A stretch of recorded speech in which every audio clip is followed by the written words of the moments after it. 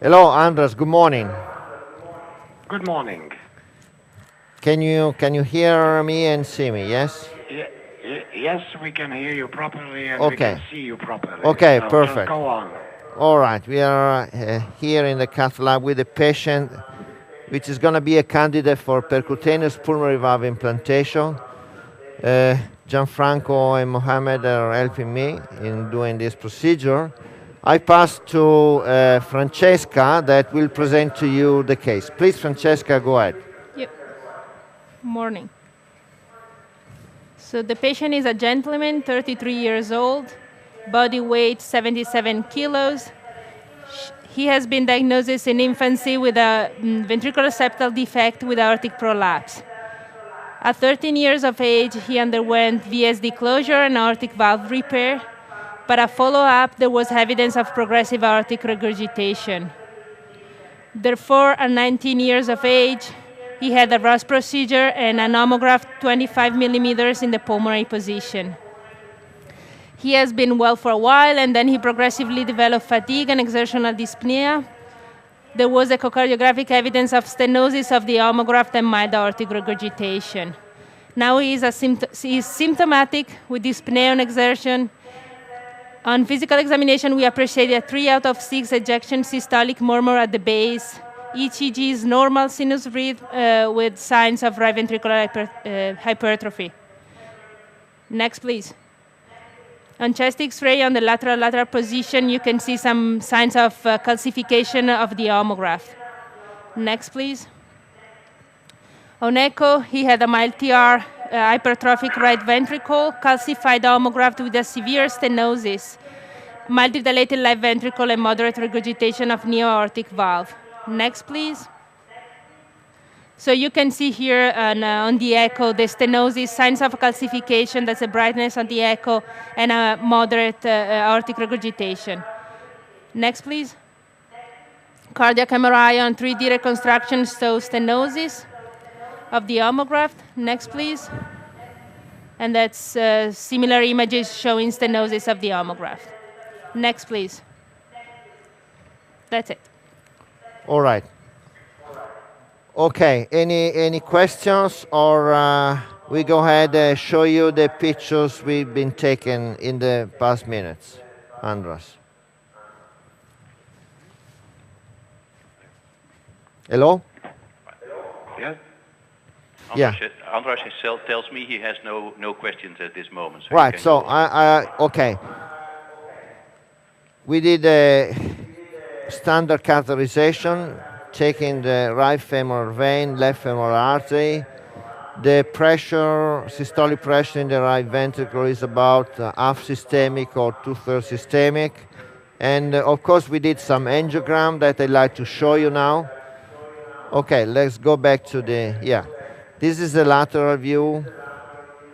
You see the calcification of the homograph and the tight stenosis. That's the AP view. You can also appreciate the calcification. So our intention is to implant a sapien valve. But before doing that, of course, we have to see how this stenotic conduit is distensible. We have to check the coronaries and all that stuff that we've been doing routinely. So next step, that's an aortogram. You see some calcification of both the homograph and the aorta, and the origin of the coronaries. Okay, this is a 18 or 20 millimeter balloon inflated. You see indentation in correspondence to the calcium of the homograph. So the conduit is not fully expanded. Simultaneous aortogram showing good flow in the coronaries. We have to check in both projection, at least in 2 projections. But again, there is no evidence of coronary compression. In spite of the fact we did not expanded fully the balloon and the conduit. Any comments or any questions? If I understood well, you're planning for an Edwards implant and not for a Melody implant, because the diameter you have now is well, that balloon is what is it, 15 millimeter, 12 millimeter, whatever. It's very stenose. Do you have choice either for two types of implants? Yeah, that's So right. what's your Probably preference? in this case we could use probably both Melody and Sapien, but taking into account that the original diameter of the conduit was 25, we are more in favor of putting a Sapien. But before doing that, we have to be sure that this conduit is fully distensible without coronary compression. So what would you suggest at this stage? Andras, do you have a suggestion? Yeah. Actually, the question is whether to implant Corval or Edwards, isn't it? Yeah. I would go for the Corval and go on with the procedure. I don't have any specific Yeah, comment but at bec- this moment. yeah, Anders, because Peter Evert has a comment. go Peter, on. good morning. Yeah, hi Mario. Hi Mario. Good Hi. I would go for a selective left coronary artery angiography in combination with a biplane test inflation again. And of course, we have to be sure that the calcification is not compressing the coronaries. Yes. We can't see it only from those both imagings. And I think we have to consider that we could get in trouble if these calcification cause a tear when you have to inflate it fully to the extent that you will have at the end when you have implanted the Melody or the Yeah, I agree. And in addition, because our intention is to implant a Sapien, we have to have a good landing zone, yes? A perfect landing zone. So what we did next, can you go back to fluoro? We did inflate, this is an Atlas balloon. You see the residual waste corresponding to the calcification. And this is the full inflation. So no residual waste. And this is a 22 fully expanded Atlas. So we are happy about that. You see the angiogram. I didn't do the selective left coronary, but just the aortogram. But I think we are quite sure that the coronaries are far enough. Do you agree, Peter? Well, macroscopically it looks fine, but you know, we always try to get really all information about smaller branches of the LAD or whatever. So yeah, well, perhaps the resolution isn't so good from the screen here. I usually would prefer to do a selective coronary angiogram. Yeah, Especially because the coronaries are rather huge, and you have, I think, a 5 or 6 French catheter there, though there is not the problem that you will squeeze or you will obstruct with the catheter. Yeah, you can do selective coronaries, but I think even by simple aortogram, simultaneous balloon inflation in the RV outflow trial, I think I'm quite confident that there is no risk of coronary compression here. So the next step is to, well, this is an important finding. After balloon inflation, particularly high pressure balloon, I would suggest and recommend to check by angiography whether we caused some problems, rupture of the conduit, something like this, before you go ahead. I think this is a rather important step of the procedure. But you see the outflow tract or the conduit or the homograph is significantly larger. There is no extravasation, no problem. The hemodynamics are stable. So the next step is to pre-stent this lesion, yes? That's what we did, and we decided to implant a CP cover stent. This is the position in a LAO cranial. Expansion of the inner balloon. Check the position, that looks okay. What balloon size is that? That's a 22 millimeters. Okay. This is fully expanded. Where the question is, my intention is to implant a 23 millimeter sapien valve. We could have used also a 24.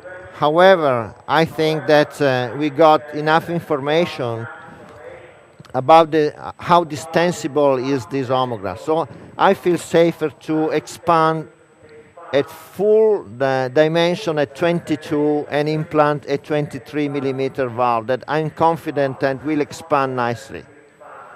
Okay, so now we can go to the table now, and yes. There's a question. Is it your regular approach to use covered stent for the pre-stenting, or what is the situation when you choose a bare stent only? Well, the question is whether to use bare metal stent or cover stent. Yes. Well, usually when there is a significant amount of calcification and there is no risk of occluding side branches or the pulmonary arteries, I prefer to use cover stents. I feel safer about possible dissection or rupture. But when you have a very distensible RV outflow tract, also the bare metal stents are okay. And what is the type of the stent? What do you use? I've seen that you put a pneumat stent in, a covered CP stent. Is it your regular stent, or do you use other stents as well? Well, when I only use a cover stent, I use CP cover stent. That's the only, well, the most commonly available. When using the bare metal stent, my favorite is the Andra stent. Okay, so let's go to, let's go to the table here. Here's the balloon and the valve. Can we see the valve? Okay, let's open the valve.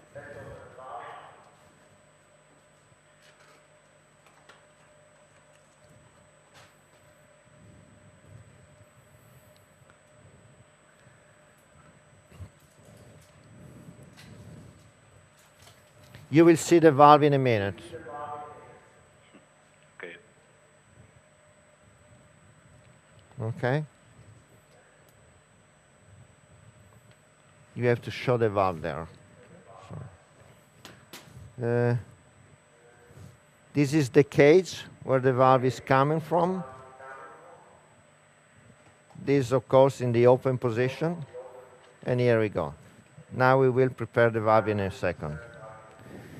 This is the crimping machine with the balloon, which is already prepared and de-aired, etc.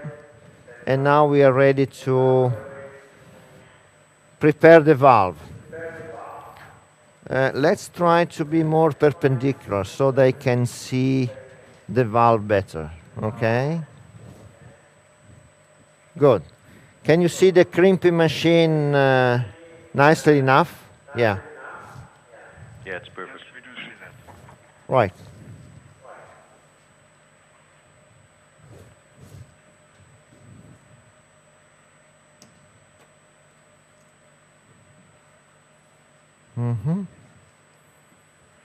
Okay, go ahead. So that's the valve. We are putting, don't move this because, yep, if possible. You have to reduce the size a bit, yeah? The valve is mounted on the balloon. But before doing that, we have to reduce a bit. Okay, excuse me. You see there is a valve there, and we are reducing the size. gradually, step by step, yes? Now we mount the valve on the balloon. Yeah.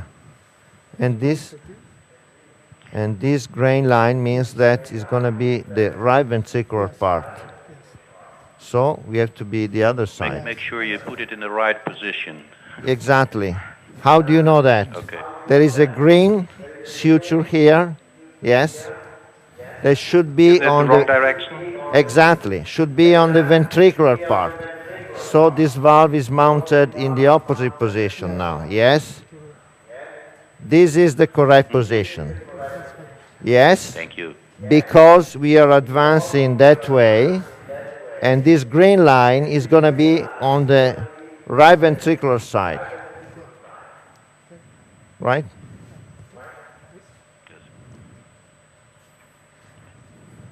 Yesterday, with the case from Munich, there was a kind of soccer plate around the valve during crimping. Certo. Stanno vedendo. Quello che vedono lì, stiamo vedendo anche noi. You have to be careful about mounting the valve in the correct position, of course, yeah? You see the gradual and sequential crimping, yeah? Yes, nicely.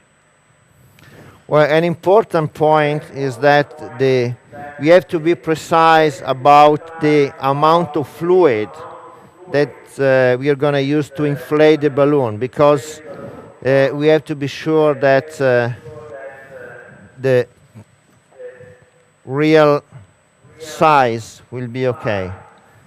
Abbiamo controllato quel pallone. All right. Okay. Shall we try to model the valve a bit better?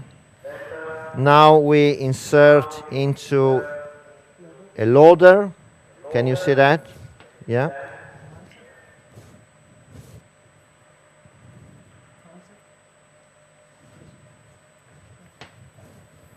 Okay. Well, before doing that, actually, we have to check whether it's going through. Yeah, I think we didn't show it.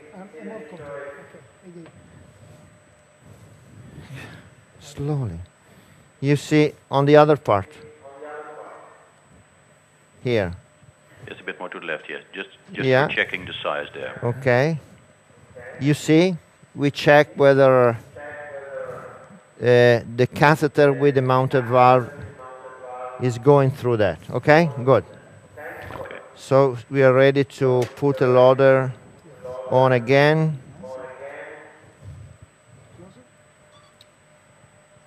We flush the system. We flush the system.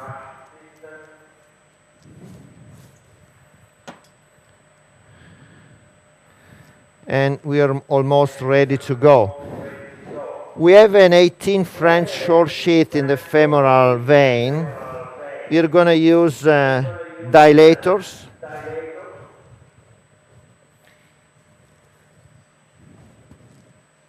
Maybe you see my hands here to see the progressive dilators we are putting in. The camera. What kind of Mario? What Yes. kind of backup wire? What kind of backup wire are you using? This is an 80 French sheath.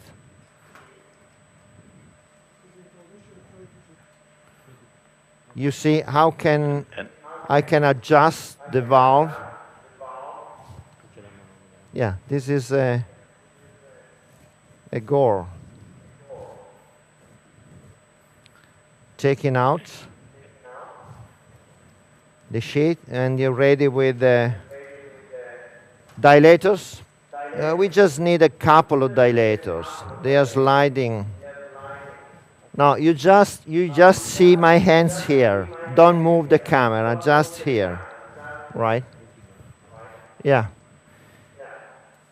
Gianfranco is advancing over the wire a 22 dilator.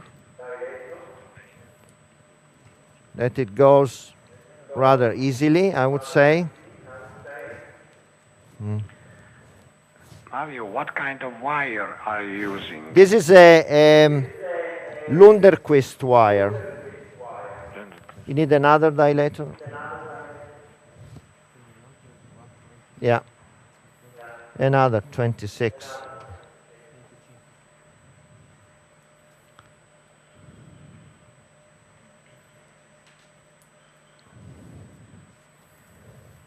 Sorry, we will try to be quick. Yeah. Take your time. Bisogna di allargare un po' qua. We enlarge a bit with the scalpel the entry side.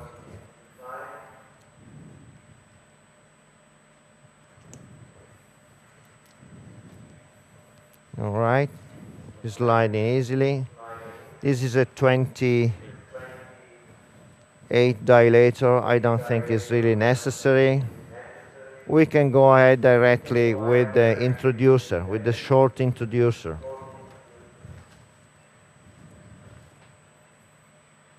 What is the size of the system you have to insert 26. in the groin? Okay. You see, introducing the sheet rather easily, I would say. Okay. Take the dilator out. Give me a flush here. I jump on.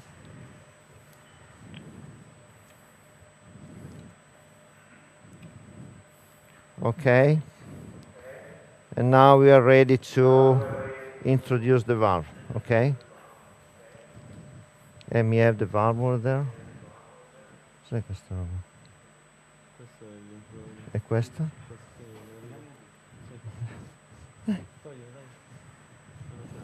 Scusa.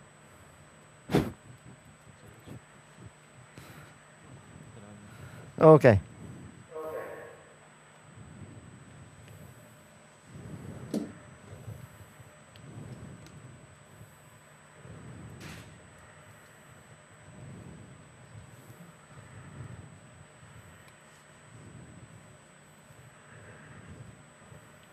Okay.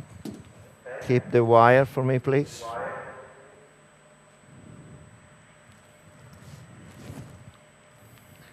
This is a bit tight. Hard work. Yeah.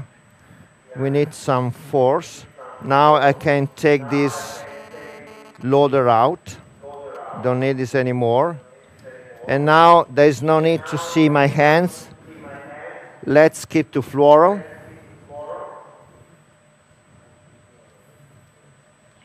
Okay.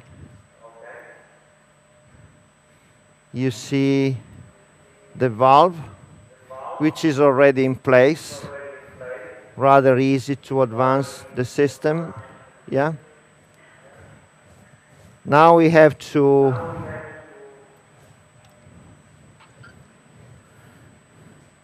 get the valve free. So I take in back the introducer. Can you see that? Yes. And I think the valve is exactly in the spot we want it to be, yes? Beautiful. Looks good. Okay, I mean, Nobody opposes. well, one point, when deploying the valve, it's very, very important to inflate the balloon very, very slowly, okay? So I will keep all the systems stable there, and Gianfranco will inflate the balloon very, very slowly. We do it on Cine, so you can see better. Peter Evert has a question. Yes? The lateral view. Can we see it in the lateral view? I think then we have a better alignment to the CP stand. Yes. Okay.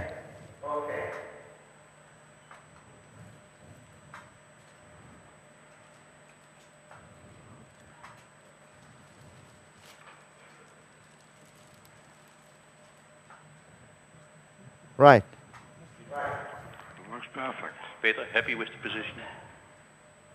Peter, are you happy with the position? We can also inflate. It's quite okay. All right. Well, I can inflate or deploy the valve in the lateral view or in AP view if you like. Why don't you keep this projection? Yeah? We would prefer the lateral, Mario. You will prefer the lateral, and I'll try to do my best to make you happy. So let's keep this projection.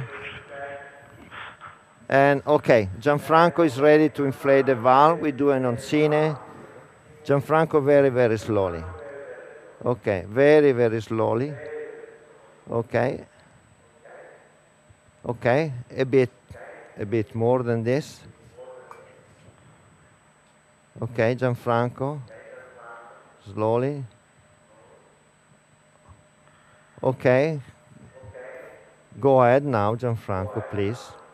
Yeah. Okay, full inflation. It's important to keep the full inflation at least for 3 seconds. Yeah, 5. I said at least 3 seconds. 5 is more than 3. The valve is deployed. Yeah. The valve is there.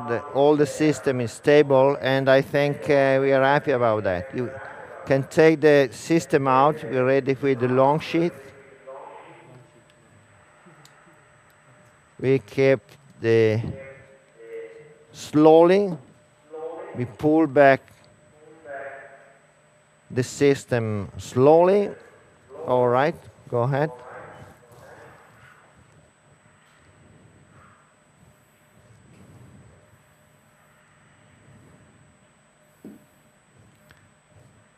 The hemodynamics are very stable. Sinus rhythm, the aortic pressure is normal. No changes. So we are happy about that. Now we're going to introduce a Malin sheet to check the pressures and do the angiogram. Any questions or comments so far? There's no comments so far. It looks perfect out. Comments, questions from the audience? Nobody. Everybody is excited and wait for the result. Everybody's happy. Good. I'm advancing the long sheet here very easily. What size sheet is that? It's a 12 or 10? A 9 French Malin sheet. 9 French Malin sheet. Well, you want to see the pressure tracing, or you're not interested in? Definitely. We're not only into pictures, but also into hemodynamics. Okay, let's have a look at the pressure lines, right? Okay, you see that? Yes. Okay, the pulmonary artery pressure is around 20, 25, with nice curve, I would say. We can do an angiogram here now. Let's go back to fluoro. Okay. Let's go back to fluoro. Yeah. Test. Do a test. Okay. Ready to go?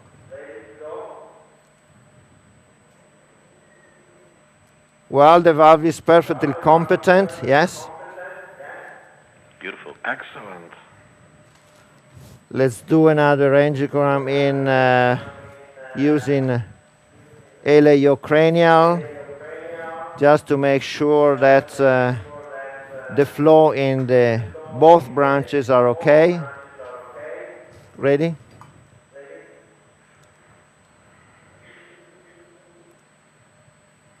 It looks a wonderful result, isn't it? Mario? Yes. It's Peter again. Sorry.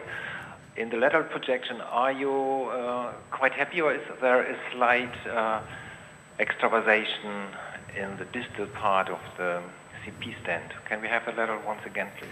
Can you see the lateral again? I wasn't quite sure, but I had the impression that there's a trace within. You see that? In At the the ar- middle of the valve there.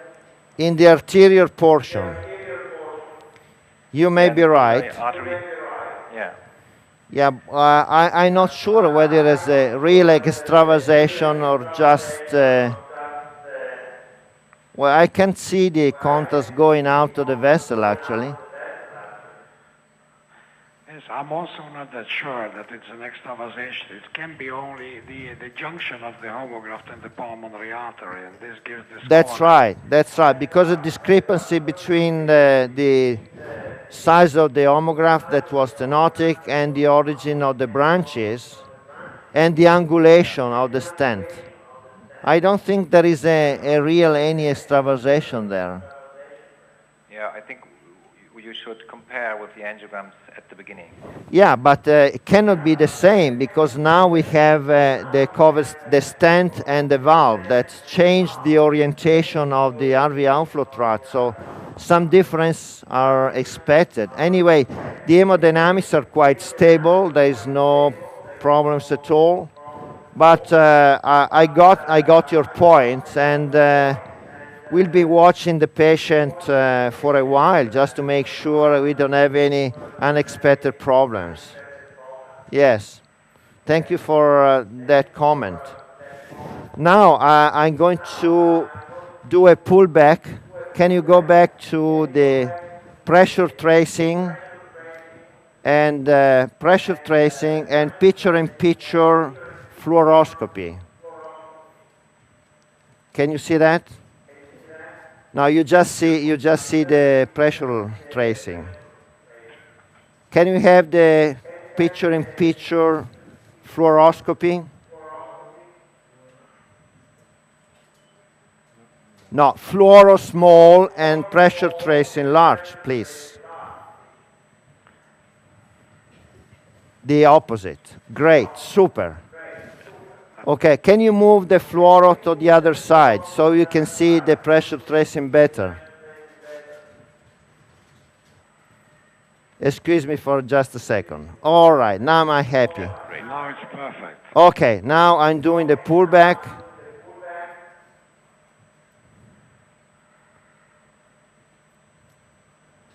And that's the RV pressure. There is a, I would say, 15 millimeter gradient probably.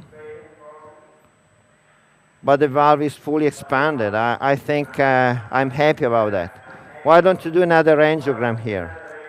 Fluoro large, please. Fluoro. You don't see just fluoro. Make a test. Right. Okay.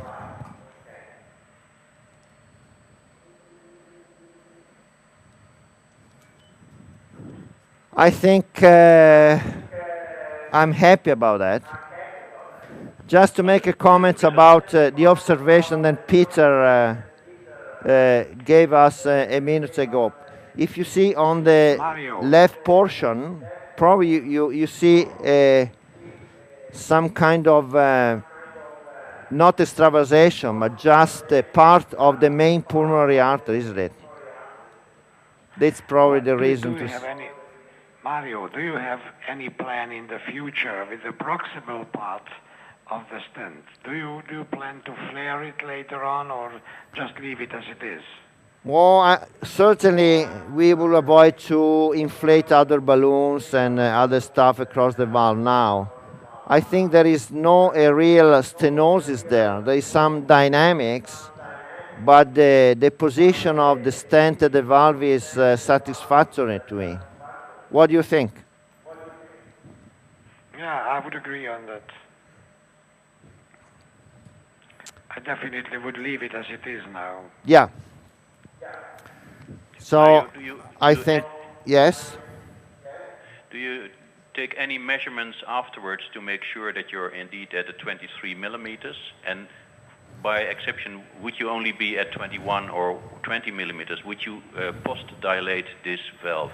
Well, actually, we try not to do that we do it almost routinely or very often with the melody, we try not to do the post-dilation with the sapien.